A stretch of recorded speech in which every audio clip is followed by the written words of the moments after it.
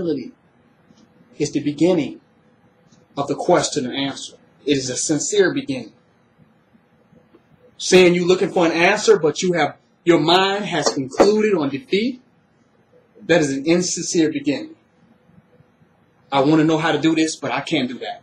Show me how to do it, but I can't do it. That's an insincere start. We got to open our minds to the possibility of what can happen. And live in there with no attachments, no mythology, no history, no knowledge. Just openness to possibility. How do you learn without openness to possibility? You can't learn. You're faking. You can't learn where you believe that what you're seeking to learn is impossible.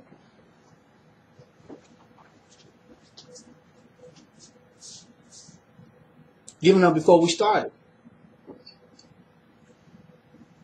I'm challenging people. We got to open up our minds to the infinite possibilities of the universe.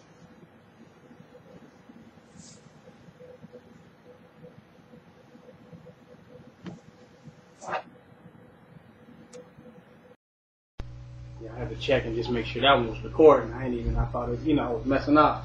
But make sure I'm recording that one. So, we got to look at ourselves. We want to build a nation. That's why I always attack codependency. Because we say we want to build a nation. But we don't realize that all negative thought and limited thought that enters in our atmosphere, we must go beyond. Period. No matter who it manifests in. You follow? So the codependent, cult-like group energy don't work. Because you got to challenge negative and lower thought wherever it happens, whoever it happens, even if it's in you. You follow what I'm saying? Because you're navigating through the universal energy. And you're bringing more energy to push through dense vibration. To experience the reality of what you know is possible. So we got to constantly channel all negative and lower energy about what we can and cannot do and can and cannot have. Wherever and however it shows up. Because if we accept it wherever it shows up, under any auspices, or under any mythology, then now we have created limits for ourselves. You follow what I'm saying? That's a reality. Why I'm at now is because I kept moving through limits. Limited thought forms, limited group circles, limited group minds about what we can achieve, do, be, and have. You follow what I'm saying? I kept gradually moving through it. They said, we can't do this, we need this job. We can't do this, we need to go to the white man's school system. That's not going to work. I said, let me keep it moving. I wasn't trying to create a group mind there. You follow what I'm saying? Make that my eternal family. I wasn't trying to do that. I knew what my destiny was, and I was moving towards my destiny, aligning myself with those who could accelerate themselves to perceiving a great destiny for themselves. You follow? The group mind is dangerous. Because you're afraid to challenge a negative thought wherever it show up for the sake of maintaining some type of group mind. You feel what I'm saying? You got to challenge negative thoughts not only in others, but even in your own self. That takes us beyond the codependency of the group. We only need that to do that. And we can't do that if we do that. And I need that to do that. All limited. There is no need in the universe. Any place or space where we're at can be used. This moment can be used to get us to where it is that we really want to be and go at. There's nothing that we need right now to get to where we want to be in life, but the energy that lies inside of us. All the people with all the needs are in a state of illusion. They're saying, I don't have everything in me right now to get to where it is I want to be at in life. Then if everything that you need does not exist in the now, how do you get there? The now is all that exists. If everything that you need does not exist, how do you get to then to get to more of what you need? You won't even make it. You won't even make it until you realize that everything that you need, you have now. That you don't need anything else. That you are everything. You are whole, perfect, and complete.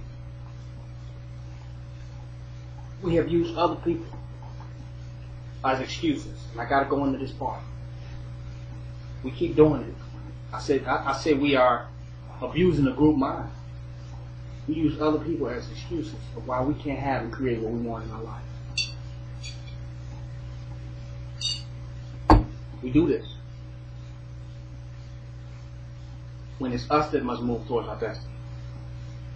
That's our responsibility. You see what I'm saying? We use other people. Black people don't want nothing. Black people don't want this. What if Marcus Garvey said that? Using other people, you follow what I'm saying? To limit what our destiny is. I didn't step into this to do that. We must embrace the destiny. We must grab our destiny by the helm ourselves and grip it and let it pull us into the future that we want. Not holding on to nothing else. We got to get rid of these crutch relationships. You follow what I'm saying? They're crutches. We have created our own distractions in other people from manifesting our own destiny. Do y'all hear me? We have done that. As though somehow we're not the creators of our destiny and somehow we're limited to what someone else is doing when we're living off of our own heartbeat. So how the hell are we limited to what somebody else is doing if they're not stopping your heart? Huh? And they can only stop your heart because you're standing within striking distance. You're too damn close to them. Do you hear me? Or you're not animating enough damn energy to block.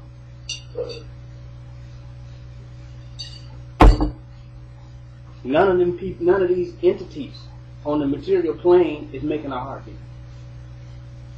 Our energy is. You follow what I'm saying? Our breathing, our projection of thought. And if we project fear and doubt, we project a heart attack and we stop it ourselves. You understand what I'm saying? We project a stroke by stressing ourselves out. We are creating this. We got to grasp our destiny. That doesn't separate us from anyone. That's not individualism. That's unity with those who are like mind that want to create heaven on earth. You follow what I'm saying? I have unity with those who see the God in themselves. I'm unified with those that know they have a right to manifest the most highest, positive, powerful, magnificent vision. I'm in unification with them. You feel me? You hear me? I'm married to them. To death do us together. After we kill our goddamn self or feel like that limitation. That death will do us together. You feel me? Not apart. I'm already married, unified, connected with those with a higher vibrational consciousness without attachment. Unified in mind. You follow what I'm saying? Unified in principle. Unified in goal. Your goal is unified. If I'm going to California, you going to Georgia, we're not unified. You feel me? And if we act like we're unified, we're going to snatch our arms apart because we're really moving in two different directions, no matter what you call it. In our imagination, in an imagined nation, we're together. You feel me? But in reality, we are not on the same vibration.